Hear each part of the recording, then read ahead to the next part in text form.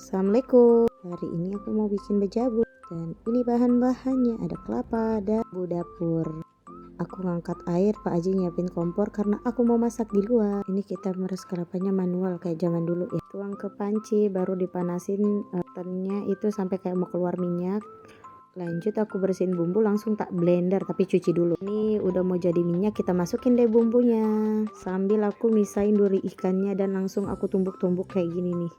Biar nggak ada durinya, biar hancur juga ikannya.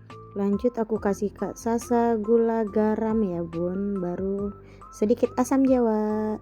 Ini proses yang lama, ini nunggu kering. Kalau agak susah seret nggak keluar minyaknya, biasanya aku tambahin minyak ya bun. Sampai ganti saking lamanya tuh aku sampai berapa kali ganti posisi coba. Dan ini udah mau mateng. Ini lagi misahin minyaknya biar nggak terlalu banyak minyak ya bun, karena tadi aku berapa kali aku tambahin minyak. Geng, sudah jadi bejabunya. Wah, enak banget ini.